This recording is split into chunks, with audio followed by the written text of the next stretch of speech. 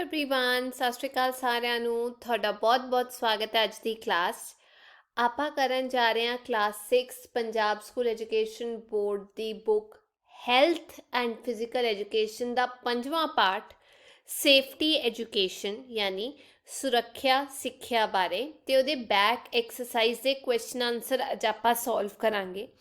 ਸਭ ਤੋਂ ਪਹਿਲਾ ਕੁਐਸਚਨ ਹੈ what do you understand by self security. ਤੁਸੀਂ ਸਵੈ ਸੁਰੱਖਿਆ ਦੁਆਰਾ ਕੀ ਸਮਝਦੇ ਹੋ? ਤੇ ਇਹਦਾ ਆਨਸਰ ਮੈਂ ਮਾਰਕ ਕੀਤਾ ਹੋਇਆ ਹੈ ਪੇਜ ਨੰਬਰ 23 ਤੇ ਮਾਰਕ ਕੀਤਾ ਹੋਇਆ ਹੈ। ਤੁਸੀਂ ਪਹਿਲਾ ਪੈਰਾਗ੍ਰਾਫ ਉਹਦੀ ਪਹਿਲੀ ਲਾਈਨ ਲਿਖਣੀ ਜ਼ਰੂਰੀ ਹੈਗੀ ਹੈ, ਯਾਨੀ ਕਿ ਇੱਥੋਂ ਲੈ ਕੇ ਇੱਥੇ ਤੱਕ ਤਾਂ ਪੱਕਾ ਹੀ ਲਿਖਣਾ ਹੈ।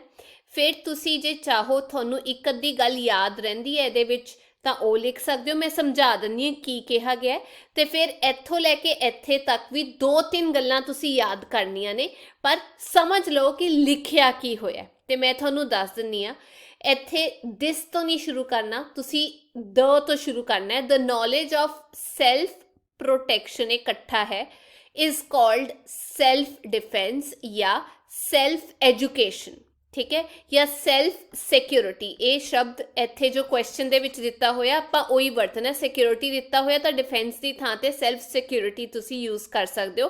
मतलब दोनों का इक्को है भी। इत्थे ये दसिया गया है भी जिहड़ी ज्ञान हुंदा है अपनी प्रोटेक्शन दे बारे भी अपने आप नूं किवें बचाउणा है, की तरीके ने ਉਹਨੂੰ ਆਪਾਂ ਕਹੀਦਾ ਸੈਲਫ ਡਿਫੈਂਸ ਜਾਂ ਸੈਲਫ ਸਿਕਿਉਰਿਟੀ। ਹੁਣ ਅੱਗੇ ਕੀ ਕਿਹਾ ਗਿਆ ਕਿ ਅਸੀਂ ਹਰ ਰੋਜ਼ ਅਖਬਾਰਾਂ ਵਿੱਚ ਪੜ੍ਹਦੇ ਹਾਂ ਕਿ ਕਿਸੇ ਟਰੱਕ ਦੀ ਦੂਜੇ ਟਰੱਕ ਦੇ ਵਿੱਚ ਟੱਕਰ ਹੋ ਗਈ, ਸਕੂਟਰ ਵਾਲੇ ਦੇ ਉੱਤੇ ਟਰੱਕ ਚੜ੍ਹ ਗਿਆ, ਬੱਸ ਗਿਰ ਗਈ ਖਾਈ ਦੇ ਵਿੱਚ। ਇਹ ਜਿਹੜੇ ਐਕਸੀਡੈਂਟ ਹੁੰਦੇ ਨੇ, ਹਾਦਸੇ ਹੁੰਦੇ ਨੇ, ਇਹਦੇ ਵਿੱਚ ਨਾ ਕੇਵਲ ਪ੍ਰੋਪਰਟੀ ਚੀਜ਼ਾਂ ਦਾ ਨੁਕਸਾਨ ਹੁੰਦਾ ਬਲਕਿ ਜ਼ਿੰਦਗੀ ਵੀ ਉਹ ਵੀ ਦਾਅ 'ਤੇ ਲੱਗ ਜਾਂਦੀ ਹੈ, ਉਹਦਾ ਵੀ ਨੁਕਸਾਨ ਹੁੰਦਾ ਤੇ ਕਾਫੀ ਫੈਮਿਲੀਜ਼ ਜਿਹੜੇ ਹੈਗੇ ਨੇ, ਪਰਿਵਾਰ ਜਿਹੜੇ ਹੈਗੇ ਨੇ ਉਹ ਬਰਬਾਦ ਹੋ ਜਾਂਦੇ ਨੇ। ਜਿਵੇਂ ਕਿ ਆਪਾਂ ਕਹਿ ਸਕਦੇ ਹਾਂ ਜੇਕਰ ਆਧੁਨਿਕ ਯੁੱਗ ਵਿੱਚ ਆਵਾਜਾਈ ਦੇ ਸਾਧਨ ਵਿੱਚ ਬਹੁਤ ਤੇਜ਼ੀ ਹੋਈ ਹੈ, ਤਰੱਕੀ ਹੋਈ ਹੈ, ਤਾਂ ਸੁਰੱਖਿਆ ਸਿੱਖਿਆ ਇਹਦੇ ਬਾਰੇ ਜਾਣਕਾਰੀ ਹੋਣਾ ਵੀ ਜ਼ਰੂਰੀ ਹੋ ਗਿਆ। ਕਿਉਂ ਜ਼ਰੂਰੀ ਹੋ ਗਿਆ? ਕਿਉਂਕਿ ਜੇ ਆਪਣੀ ਸੁਰੱਖਿਆ ਬਾਰੇ ਨਹੀਂ ਪਤਾ ਹੋਊਗਾ ਤਾਂ ਆਪਾਂ ਆਪਣੀ ਸੁਰੱਖਿਆ ਨਹੀਂ ਕਰ ਸਕਦੇ। ਤੇ ਇੱਥੇ ਅੱਗੇ 1-2 ਲਾਈਨਾਂ ਹੋਰ ਤੁਸੀਂ ਐਡ ਕਰ ਸਕਦੇ ਹੋ। Through this very safety education ਜਾਂ self security we can save ourselves. ਜੇ ਸਾਨੂੰ ਆਪਣੇ ਬਾਰੇ ਗਿਆਨ ਹੋਏਗਾ ਵੀ ਸੁਰੱਖਿਆ ਕਿਹੜੇ ਢੰਗ ਨਾਲ ਕਰਨੀ ਹੈ ਤਾਂ ਆਪਾਂ ਆਪਣੇ ਆਪ ਨੂੰ ਹਾਦਸਿਆਂ ਤੋਂ ਬਚਾ ਸਕਦੇ ਹਾਂ, ਠੀਕ ਹੈ। ਤੇ ਨਾਲੇ ਇਹ ਵੀ ਦੱਸਿਆ ਗਿਆ ਹੈ ਵੀ ਆਪਾਂ ਜਦ ਸਕੂਲ ਜਾਂਦੇ ਹਾਂ, ਘਰ ਆਉਂਦੇ ਹਾਂ ਜਾਂ ਸਾਈਡ ਤੇ ਚੱਲ ਰਹੇ ਹੁੰਦੇ ਆ, ਸੜਕ ਦੇ ਖੇਡ ਰਹੇ ਹੁੰਦੇ ਆ, ਤਾਂ ਅਕਸਰ ਦੇਖਦੇ ਆ ਵੀ ਹਾਦਸੇ ਹੋ ਰਹੇ ਨੇ, ਐਕਸੀਡੈਂਟ ਹੋ ਰਹੇ ਨੇ। ਕਿਉਂ ਹੋ ਰਹੇ ਨੇ? ਕਿਉਂਕਿ ਜਿਹੜੀ ਜਨਤਾ ਹੈਗੀ ਹੈ, ਜਿਹੜੇ ਲੋਕ ਹੈਗੇ ਨੇ, ਉਹ ਗਲਤ ਡਾਇਰੈਕਸ਼ਨ ਯਾਨੀ ਕਿ ਗਲਤ ਦਿਸ਼ਾ ਵਿੱਚ ਚੱਲ ਰਹੇ ਹੁੰਦੇ ਨੇ ਜਾਂ ਫਿਰ ਲਾਪਰਵਾਹੀ ਕਰ ਰਹੇ ਹੁੰਦੇ ਨੇ, ਜਿਹਦੇ ਕਰਕੇ ਉਹਨਾਂ ਦੀ ਲਾਪਰਵਾਹੀ ਉਹਨਾਂ ਨੂੰ ਮਹਿੰਗੀ ਪੈ ਜਾਂਦੀ ਹੈ ਤੇ ਕਈ ਵਾਰ ਹਾਦਸੇ ਜਿਹੜੇ ਹੈ ਉਹ ਜਾਨਲੇਵਾ ਵੀ ਹੋ ਸਕਦੇ ਨੇ। ਤੇ ਜੇਕਰ ਸਾਨੂੰ ਗਿਆਨ ਹੋਏਗਾ ਸੈਲਫ ਸਿਕਿਉਰਿਟੀ ਬਾਰੇ, ਸੇਫਟੀ ਐਜੂਕੇਸ਼ਨ ਬਾਰੇ, ਤਾਂ ਫਿਰ ਇਹਨਾਂ ਹਾਦਸਿਆਂ ਨੂੰ ਵਾਪਰਨ ਤੋਂ ਅਸੀਂ ਰੋਕ ਸਕਦੇ ਹਾਂ, ਘਟਾ ਸਕਦੇ ਹਾਂ। ਤੇ ਅਖੀਰ ਦੇ ਵਿੱਚ ਇਹ ਕਿਹਾ ਗਿਆ ਵੀ ਸੁਰੱਖਿਆ ਸਿੱਖਿਆ ਬਾਰੇ ਗਿਆਨ ਸਾਨੂੰ ਇੱਕ ਖੁਸ਼ਹਾਲ ਜੀਵਨ ਬਤੀਤ ਕਰਨ ਵਿੱਚ ਮਦਦ ਕਰਦਾ। ਤੇ ਤੁਸੀਂ ਮੋਟਾ-ਮੋਟਾ ਇਹਦੇ ਆਨਸਰ ਦੇ ਵਿੱਚ ਇਹ ਲਿਖ ਸਕਦੇ ਹੋ ਵੀ ਜੇਕਰ ਸਾਨੂੰ ਸੈਲਫ ਸਿਕਿਉਰਿਟੀ ਬਾਰੇ ਗਿਆਨ ਹੋਏਗਾ ਤਾਂ ਜਿਹੜੇ ਹਾਦਸੇ ਬਾਰੇ ਆਪਾਂ ਰੋਜ਼ ਪੜ੍ਹਦੇ ਹਾਂ, ਦੇਖਦੇ ਹਾਂ, ਤਾਂ ਸਾਨੂੰ ਪਤਾ ਹੋਏਗਾ ਵੀ ਕਿਹੜੀਆਂ ਚੀਜ਼ਾਂ ਕਿਸ ਢੰਗ ਨਾਲ ਕਰਨੀਆਂ ਤਾਂ ਕਿ ਉਹ ਹਾਦਸੇ ਰੋਕੇ ਜਾ ਸਕਣ। ਗਲਤ ਰਸਤੇ ਤੇ ਨਹੀਂ ਚੱਲਣਾ, ਸਹੀ ਦਿਸ਼ਾ ਫੜਨੀ ਆ, ਕੇਅਰਲੈਸਨੈਸ ਯਾਨੀ ਕਿ ਲਾਪਰਵਾਹੀ ਨਹੀਂ ਕਰਨੀ, ਸੜਕ ਤੇ ਨਹੀਂ ਖੇਡਣਾ, ਠੀਕ ਹੈ, ਤਾਂ ਕਿ ਹਾਦਸੇ ਨਾ ਹੋਣ। ਤੇ ਜੇ ਇਹ ਸਭ ਕੁਝ ਕੀਤਾ ਗਿਆ ਤਾਂ ਸਾਡੀ ਜਿਹੜੀ ਜੀਵਨ ਹੈ, ਸਾਡੀ ਜਿਹੜੀ ਲਾਈਫ ਹੈ ਉਹ ਖੁਸ਼ ਹੋ ਜੂਗੀ, ਯਾਨੀ ਅਸੀਂ ਵਧੀਆ ਲਾਈਫ ਬਤੀਤ ਕਰਾਂਗੇ। ਅੱਗੇ ਚੱਲਦੇ ਹਾਂ। Y is self security so important? ਆ ਜਿਹੜੀ ਸੈਲਫ ਐਜੂਕੇਸ਼ਨ ਹੈ, ਸੈਲਫ ਸਿਕਿਉਰਿਟੀ, ਸਵੈ ਦੀ ਸੁਰੱਖਿਆ, ਇਹ ਕਿਉਂ ਜ਼ਰੂਰੀ ਹੈ? ਇਹ ਆ ਗਿਆ ਜੀ ਆਨਸਰ। ਤੇ ਇੱਥੇ ਮੈਂ ਲਿਖਿਆ ਵੀ ਆਧੁਨਿਕ ਯੁੱਗ ਜਿਹੜਾ ਹੈ ਉਹ ਮਸ਼ੀਨਾਂ ਦਾ ਯੁੱਗ ਹੈਗਾ ਤੇ ਹਰ ਰੋਜ਼ ਅਸੀਂ ਅਜਿਹੇ ਹਾਦਸਿਆਂ ਬਾਰੇ ਪੜ੍ਹਦੇ ਹਾਂ, ਸੁਣਦੇ ਹਾਂ, ਜਿਹੜੇ ਕਿ ਜਾਨਲੇਵਾ ਹੁੰਦੇ ਨੇ, ਜਿਹਦੇ ਵਿੱਚ ਮੌਤ ਹੁੰਦੀ ਹੈ ਇਨਸਾਨਾਂ ਦੀ। ਇਸ ਲਈ ਦੁਰਘਟਨਾਵਾਂ ਤੋਂ ਬਚਣ ਲਈ ਸਵੈ ਸੁਰੱਖਿਆ ਬਾਰੇ ਜਾਣਕਾਰੀ ਹੋਣਾ ਜ਼ਰੂਰੀ ਹੈ, ਜਿਹਦੇ ਵਿੱਚ ਆਪਾਂ ਟ੍ਰੈਫਿਕ ਰੂਲਸ ਬਾਰੇ ਵੀ ਸਿੱਖਦੇ ਹਾਂ, ਸੜਕ ਤੇ ਕਿਵੇਂ ਚੱਲਣਾ ਹੈ। ਤੇ ਜਿਹੜੀ ਜ਼ਰੂਰਤ ਹੈਗੀ ਹੈ ਸਵੈ ਸੁਰੱਖਿਆ ਜਾਂ ਸਵੈ ਦੀ ਰੱਖਿਆ ਦੇ ਲਈ, ਉਹ ਕਿਉਂ ਜ਼ਰੂਰੀ ਹੈ। ਪਹਿਲਾ ਪੁਆਇੰਟ ਇਹ ਹੈਗਾ ਵੀ ਇਹ ਜਿਹੜੀ ਸਵੈ ਸੁਰੱਖਿਆ ਹੈ, ਇਹਦੇ ਵਿੱਚ ਸਾਨੂੰ ਪੜ੍ਹਾਇਆ ਜਾਂਦਾ ਹੈ ਵੀ ਕਿਵੇਂ ਐਕਸੀਡੈਂਟਸ ਨੂੰ, ਹਾਦਸਿਆਂ ਨੂੰ, ਦੁਰਘਟਨਾਵਾਂ ਨੂੰ ਦੂਰ ਜਾਂ ਅਵੋਇਡ ਕੀਤਾ ਜਾ ਸਕਦਾ ਹੈ, ਜਿਹਦੇ ਕਰਕੇ ਜਿਹੜੀ ਹਿਊਮਨ ਲਾਈਫ ਹੈ ਉਹ ਬਚ ਸਕਦੀ ਹੈ। Self security helps us learn that we drive on the left hand and avoid accidents। ਸਾਨੂੰ ਲੈਫਟ ਹੈਂਡ ਤੇ ਡਰਾਈਵ ਕਰਨਾ ਚਾਹੀਦਾ ਹੈ, ਯਾਨੀ ਕਿ ਖੱਬੇ ਪਾਸੇ ਗੱਡੀ ਚਲਾਉਣੀ ਚਾਹੀਦੀ ਹੈ, ਤੇ ਜਿਹਦੇ ਨਾਲ ਜਿਹੜੇ ਹਾਦਸੇ ਆ ਉਹ ਘੱਟ ਹੋਣਗੇ। It teaches us as how to cross the road, ਵੀ ਸੜਕ ਕਿਵੇਂ ਪਾਰ ਕਰਨੀ ਹੈ। ਬੱਚੇ ਸਿੱਧੇ ਨਿਕਲ ਜਾਂਦੇ ਆ ਸੜਕ ਪਾਰ ਕਰਨ, ਇੱਧਰ ਉੱਧਰ ਲੈਫਟ ਰਾਈਟ ਨਹੀਂ ਦੇਖਦੇ। ਤੇ ਇਹ ਜਿਹੜੀ ਐਜੂਕੇਸ਼ਨ ਹੈ ਇਹ ਸਾਨੂੰ ਇਹ ਵੀ ਸਿਖਾਉਂਦੀ ਹੈ ਵੀ ਕਿਵੇਂ ਆਪਣੇ ਆਪ ਨੂੰ ਬਚਾਉਣਾ ਹੈ ਤੇ ਦੂਜਿਆਂ ਨੂੰ ਐਕਸੀਡੈਂਟ ਹੋਣ ਤੋਂ ਬਚਾਉਣਾ ਹੈ। ਇਟ ਹੈਲਪਸ ਕੰਟਰੋਲ ਐਕਸੀਡੈਂਟਸ, ਦੁਰਘਟਨਾਵਾਂ ਹੋਣ ਤੋਂ ਵੀ ਬਚਾਉਣ ਲਈ ਮਦਦ ਕਰਦੀ ਹੈ। ਤੇ ਅਖੀਰ ਵਿੱਚ ਲਿਖਿਆ it gives knowledge of safety education, safety ਸੁਰੱਖਿਆ ਦੀ ਜਾਣਕਾਰੀ ਦਿੰਦੀ ਹੈ ਤਾਂ ਕਿ ਦੁਰਘਟਨਾਵਾਂ ਨੂੰ ਬਚਾਇਆ ਜਾ ਸਕੇ। ਉਹ ਕਿਵੇਂ ਬਚਾਇਆ ਜਾ ਸਕਦਾ ਹੈ, ਜੇ ਆਪਾਂ ਟ੍ਰੈਫਿਕ ਸਾਈਨਸ ਦੀ ਪਾਲਣਾ ਕਰਦੇ ਆ, ਜਾਂ ਪੁਲਿਸਮੈਨ ਜੋ ਸੜਕ ਤੇ ਖੜੇ ਹੋ ਕੇ ਟ੍ਰੈਫਿਕ ਨੂੰ ਕੰਟਰੋਲ ਕਰ ਰਹੇ ਹੁੰਦੇ ਆ, ਉਹਨਾਂ ਨੂੰ ਸੁਣਨ ਵਿੱਚ ਸਾਡੀ ਮਦਦ ਕਰਦਾ, ਕਿਉਂਕਿ ਸਾਨੂੰ ਪਹਿਲੇ ਤੋਂ ਹੀ ਜਾਣਕਾਰੀ ਹੋਏਗੀ ਜੇ ਆਪਾਂ ਪੜ੍ਹ ਕੇ ਰੱਖਾਂਗੇ ਇਸ ਬਾਰੇ। ਅੱਗੇ ਚੱਲਦੇ ਹਾਂ। ਤੀਜਾ ਸਵਾਲ ਹੈਗਾ what are the causes of injury in a house, ਘਰ ਵਿੱਚ ਸੱਟ ਲੱਗਣ ਦੇ ਕੀ ਕਾਰਨ ਹੈਗੇ ਨੇ। ਤਾਂ ਇਹਦਾ ਆਨਸਰ ਮੈਂ ਇੱਥੇ ਦੇਖਿਆ ਪੇਜ ਨੰਬਰ 26 ਤੇ ਲਿਖਿਆ ਹੋਇਆ, ਆ ਦੇਖੋ ਮਾਰਕ ਕੀਤਾ, ਇੱਥੋਂ ਲੈ ਕੇ ਇੱਥੇ ਤੱਕ ਤੀਜੇ ਸਵਾਲ ਦਾ ਆਨਸਰ ਹੈ ਕਿੱਦਾਂ ਕਿੱਦਾਂ ਸਾਨੂੰ ਸੱਟ ਲੱਗ ਸਕਦੀ ਹੈ ਘਰੇ। ਪਹਿਲਾ, ਫੋਲਿੰਗ ਔਨ ਸਲਿਪਰੀ ਫਲੋਰ, ਕਹਿਣ ਦਾ ਭਾਵ ਤਿਲਕਣ ਨਾਲ, ਫਰਸ਼ ਤੇ ਡਿੱਗਣ ਨਾਲ ਸਾਨੂੰ ਸੱਟ ਲੱਗ ਸਕਦੀ ਹੈ। ਇੱਥੇ ਦੱਸਿਆ ਗਿਆ ਹੈ ਵੀ ਸਾਨੂੰ ਵੱਡੀ ਸੱਟ ਲੱਗ ਸਕਦੀ ਹੈ ਜੇਕਰ ਫਰਸ਼ ਤੇ ਸਾਬਣ ਪਿਆ, ਸ਼ੈਂਪੂ ਪਿਆ, ਤੇਲ ਪਿਆ, ਪਾਣੀ ਪਿਆ, ਛਿਲਕੇ ਪਏ ਨੇ ਕੇਲੇ ਦੇ, ਇੱਧਰ ਉੱਧਰ ਖਿਲਰੇ ਪਏ ਨੇ ਫਰਸ਼ ਤੇ, ਰਸੋਈ ਦੇ ਵਿੱਚ, ਬਾਥਰੂਮ ਦੇ ਵਿੱਚ ਜਾਂ ਦੂਜੀਆਂ ਥਾਵਾਂ ਤੇ ਆਪਾਂ ਫਿਸਲ ਸਕਦੇ ਹਾਂ ਤੇ ਵੱਡੀ ਸੱਟ ਲੱਗ ਸਕਦੀ ਹੈ।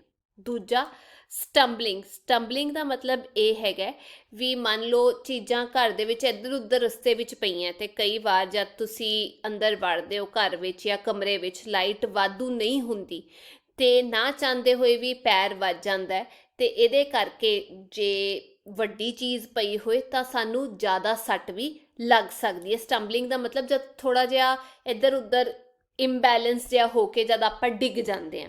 ਤੇ ਤੀਜੀ ਗੱਲ, ਇੰਜਰੀ ਵਾਈਲ ਕਲਾਈਂਬਿੰਗ ਦ ਸਟੇਅਰਕੇਸ, ਜਦ ਆਪਾਂ ਪੌੜੀ ਚੜ੍ਹਦੇ ਹਾਂ ਉਸ ਟਾਈਮ ਤੇ ਜਿਹੜੀ ਸੱਟ ਲੱਗਦੀ ਹੈ ਉਹ ਸਾਡੇ ਸਿਰ ਤੇ ਵੀ ਲੱਗ ਸਕਦੀ ਹੈ ਨਾ, ਕਿਉਂਕਿ ਸਾਡਾ ਜਿਹੜਾ ਪੈਰ ਹੈ ਬੜੇ ਧਿਆਨ ਨਾਲ ਸਾਨੂੰ ਰੱਖਣਾ ਚਾਹੀਦਾ ਹੈ ਪੌੜੀਆਂ ਤੇ, ਜ਼ਿਆਦਾ ਗੱਲਾਂ ਬਾਤਾਂ ਨਹੀਂ ਮਾਰਨੀਆਂ ਚਾਹੀਦੀਆਂ ਉੱਤੇ ਨੀਚੇ ਆਉਂਦੇ ਹੋਏ, ਕਿਉਂਕਿ ਇਹਦੇ ਨਾਲ ਸਾਡੀ ਰੀੜ੍ਹ ਦੀ ਹੱਡੀ ਵੀ ਟੁੱਟ ਸਕਦੀ ਹੈ। ਤੇ ਇਹ ਸਾਰੇ ਕਾਰਨ ਨੇ ਜਿਹਦੇ ਕਰਕੇ ਸਾਨੂੰ ਘਰ ਵਿੱਚ ਰਹਿੰਦਿਆਂ ਸੱਟ ਲੱਗ ਸਕਦੀ ਹੈ ਤੇ ਸਾਨੂੰ ਧਿਆਨ ਦੇਣਾ ਚਾਹੀਦਾ ਹੈ।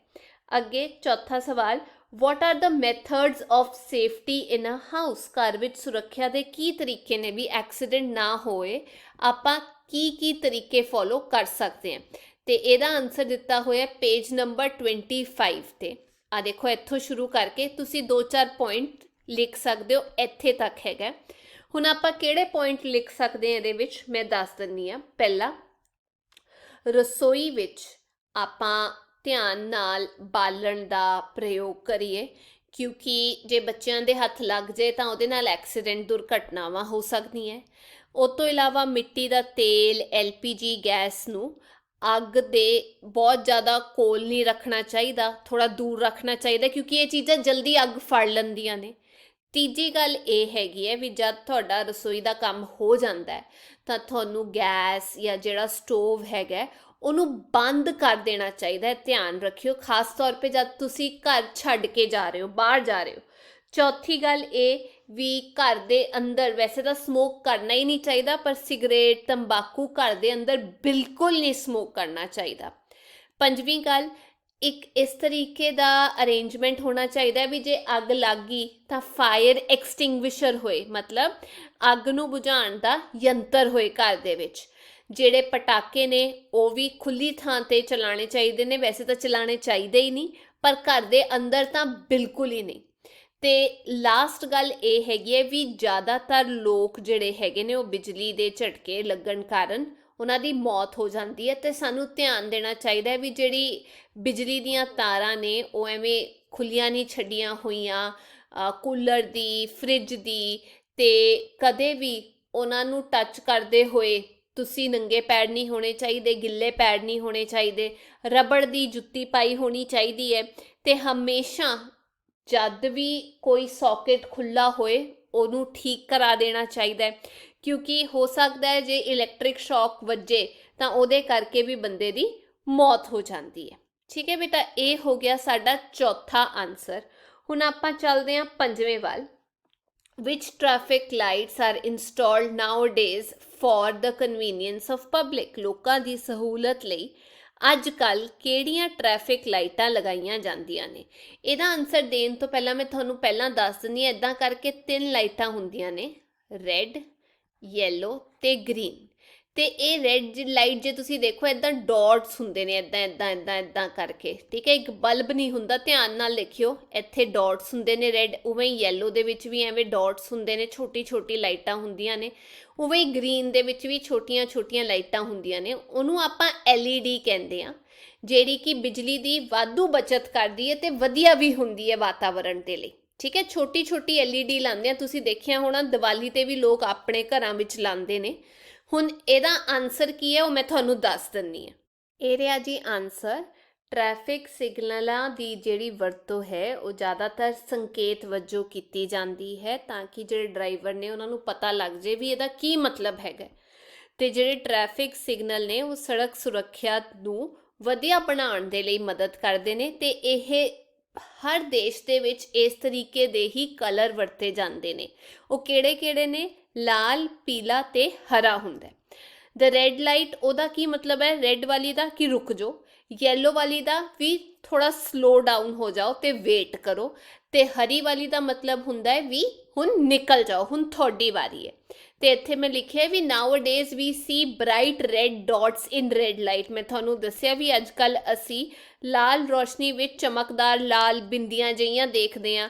ਯੈਲੋ ਦੇ ਵਿੱਚ ਯੈਲੋ ਡਾਟਸ ਹੁੰਦੇ ਨੇ ਇੱਦਾਂ ਇੱਦਾਂ ਕਰਕੇ, ਗ੍ਰੀਨ ਦੇ ਵਿੱਚ ਗ੍ਰੀਨ ਡਾਟਸ ਹੁੰਦੇ ਨੇ ਜੋ ਕਿ ਬ੍ਰਾਈਟ ਬਣਾਉਂਦੇ ਨੇ ਲਾਈਟ ਨੂੰ। ਤੇ ਉਹ ਲਾਈਟ ਕਿਹੜੀ ਹੁੰਦੀ ਹੈ? ਬਲਬ ਨਹੀਂ ਹੁੰਦਾ, ਉਹਦੇ ਵਿੱਚ LED ਲਾਈਟਸ ਵਰਤਦੇ ਹਾਂ ਆਪਾਂ। ਅੱਗੇ ਚੱਲਦੇ ਹਾਂ। 6ਵਾਂ ਕੁਐਸਚਨ ਅਖੀਰਲੀ ਹੈਗਾ, what kind of harm due to poisonous gas leakage etc. ਇੱਥੇ ਆਏਗਾ what kind of harm do poisonous gas leakage cause? ਇਹ ਸਵਾਲ ਹੈਗਾ ਵੀ ਜਿਹੜੀ ਜ਼ਹਿਰੀਲੀ ਗੈਸ ਹੈਗੀ ਹੈ ਉਹ ਕਿਸ ਤਰ੍ਹਾਂ ਦਾ ਨੁਕਸਾਨ ਪਹੁੰਚਾਉਂਦੀ ਹੈ। ਤੇ ਇਹਦਾ ਆਨਸਰ ਦਿੱਤਾ ਹੋਇਆ ਪੇਜ ਨੰਬਰ 26 ਤੇ, ਇੱਥੋਂ ਲੈ ਕੇ ਇੱਥੇ ਤੱਕ। ਇਹਨੂੰ ਕਹੀਦਾ ਐਸਫਿਕਸੀਆ, ਜਿਹਦਾ ਮਤਲਬ ਹੁੰਦਾ ਵੀ ਜਦ ਆਪਾਂ ਸਾਹ ਨਹੀਂ ਲੈ ਸਕਦੇ ਤੇ ਆਪਾਂ ਕਹਿ ਸਕਦੇ ਹਾਂ ਵੀ ਆਕਸੀਜਨ ਦੀ ਘਾਟ ਹੋ ਜਾਂਦੀ ਹੈ, ਉਹਨੂੰ ਕਹੀਦਾ ਐਸਫਿਕਸੀਆ। ਇੱਥੇ ਦੱਸਿਆ ਗਿਆ ਹੈ ਵੀ ਜ਼ਹਿਰੀਲੀ ਗੈਸ ਜਿਹੜੀ ਹੈ ਉਹ ਹਾਨੀਕਾਰਕ ਹੋ ਸਕਦੀ ਹੈ ਆਪਣੀ ਸਿਹਤ ਤੇ ਜਾਨਲੇਵਾ ਵੀ ਹੋ ਸਕਦੀ ਹੈ ਜੇ ਉਹ ਲੀਕ ਹੋ ਰਹੀ ਹੋਏ। ਠੀਕ ਹੈ, ਹੁਣ ਕਈ ਵਾਰ ਕੀ ਹੁੰਦਾ, ਜਿਹੜੇ ਜਦ ਸਰਦੀਆਂ ਹੁੰਦੀ ਹੈ ਤਾਂ ਉਹ ਕਮਰੇ ਦੇ ਵਿੱਚ ਹੀ ਕੋਇਲਾ ਬਾਲ ਲੈਂਦੇ ਆ ਤੇ ਇੰਨਾ ਭਾਰੀ ਉਹਦੇ ਵਿੱਚ ਗੈਸ ਲੀਕ ਹੁੰਦੀ ਹੈ ਜ਼ਹਿਰੀਲੀ, ਬੈਡਰੂਮ ਵਿੱਚ ਹੀ ਜਾਂ ਕਮਰੇ ਵਿੱਚ ਹੀ, ਕਿ ਉਹੀ ਆਪਾਂ ਸੁੰਘਦੇ ਰਹਿੰਦੇ ਹਾਂ ਤੇ ਜਦ ਤੱਕ ਸਾਨੂੰ ਪਤਾ ਲੱਗਦਾ ਅਸੀਂ ਕਾਫੀ ਬੁਰੀ ਹਾਲਤ ਦੇ ਵਿੱਚ ਹੁੰਦੇ ਹਾਂ। ਉਹਦੇ ਨਾਲ ਕੀ ਹੁੰਦਾ ਹੈ, ਆਕਸੀਜਨ ਉਹਦੇ ਵਿੱਚ ਘੱਟ ਹੁੰਦੀ ਹੈ ਤੇ ਆਪਾਂ ਉਹੀ ਗੈਸ ਸੁੰਘਦੇ ਰਹਿੰਦੇ ਹਾਂ ਕੋਇਲੇ ਦੀ। ਆਕਸੀਜਨ ਘੱਟ ਹੋਣ ਕਾਰਨ, ਖਿੜਕੀਆਂ ਦਰਵਾਜ਼ੇ ਬੰਦ ਹੋਣ ਕਾਰਨ ਅਸੀਂ ਅਨਕੌਂਸ਼ੀਅਸ ਹੋ ਜਾਂਦੇ ਹਾਂ, ਯਾਨੀ ਕਿ ਸਾਨੂੰ ਹੋਸ਼ ਨਹੀਂ ਰਹਿੰਦਾ। ਤੇ ਕਈ ਵਾਰ ਇਹ ਦੇਖਿਆ ਗਿਆ ਵੀ ਸੌਂਦੇ ਸੌਂਦੇ ਹੀ ਬੰਦਿਆਂ ਦੀ ਮੌਤ ਵੀ ਹੋ ਜਾਂਦੀ ਹੈ ਐਸਫਿਕਸੀਆ ਕਾਰਨ, ਯਾਨੀ ਕਿ ਆਕਸੀਜਨ ਦੀ ਘਾਟ ਹੋਣ ਕਾਰਨ। ਤੇ ਧਿਆਨ ਰੱਖੋ ਵੀ ਘਰ ਦੇ ਅੰਦਰ ਕੋਇਲਾ ਨਾ ਜਲਾਇਆ ਜਾਏ, ਖਾਸ ਤੌਰ ਤੇ ਸਰਦੀਆਂ ਤੇ ਜਲਾਇਆ ਜਾਂਦਾ ਹੈ। ਤੇ ਇਹ ਸੀ ਬੇਟਾ ਅੱਜ ਦੀ ਕਲਾਸ। ਮੈਂ ਉਮੀਦ ਕਰਦੀ ਹਾਂ ਤੁਹਾਨੂੰ ਇਹ ਚੈਪਟਰ ਸਮਝ ਆ ਗਿਆ, ਕੁਐਸਚਨ ਆਨਸਰ ਸਮਝ ਆ ਗਏ ਨੇ। ਤੇ ਹੁਣ ਆਪਾਂ ਅਗਲੀ ਕਲਾਸ ਦੇ ਵਿੱਚ ਮਿਲਾਂਗੇ। ਪਰ ਜੇਕਰ ਤੁਹਾਨੂੰ ਇਹ ਵੀਡੀਓ ਵਧੀਆ ਲੱਗੀ ਤਾਂ ਪਲੀਜ਼ ਲਾਈਕ, ਸ਼ੇਅਰ ਤੇ ਸਬਸਕ੍ਰਾਈਬ ਜ਼ਰੂਰ ਕਰਿਓ। Bye bye.